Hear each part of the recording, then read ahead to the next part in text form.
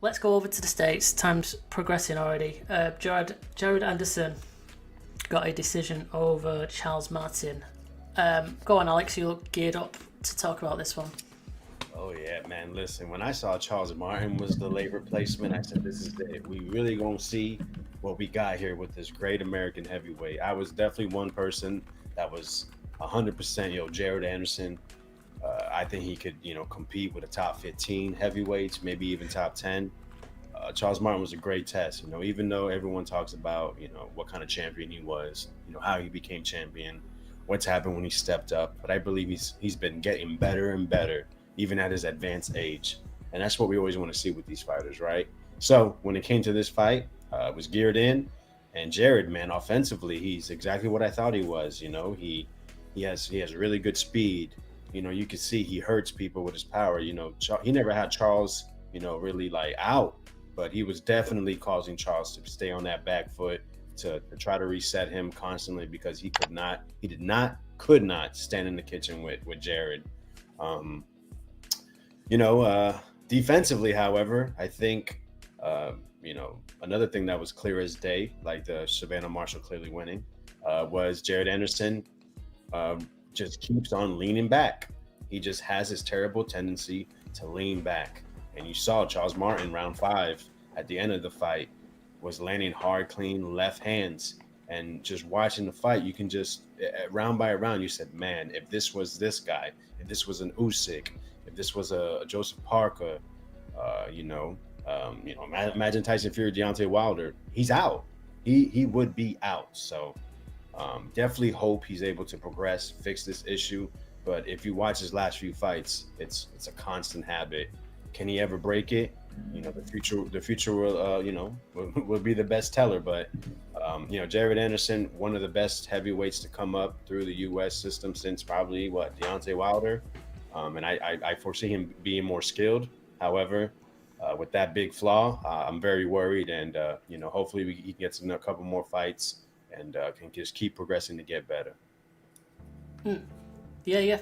I was seeing a few comments this morning, should I say it, that fairly critical, I guess, of Gerard Anderson's performance. I guess maybe his stock fell ever so slightly in the fact that he was getting caught a few times, at least in the fight. I've not seen it just yet, so I'm just going off what I read.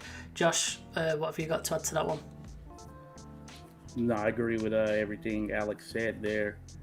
I do think that with Anderson, he's 23 years old, so he has time to make some adjustments and things of that nature, especially as he's moving up to take on those top tier opponents. And I guess in theory, this win puts him very much in the mix there as far as the contenders, because by virtue of some rankings, he was already considered to be a top 10 heavyweight.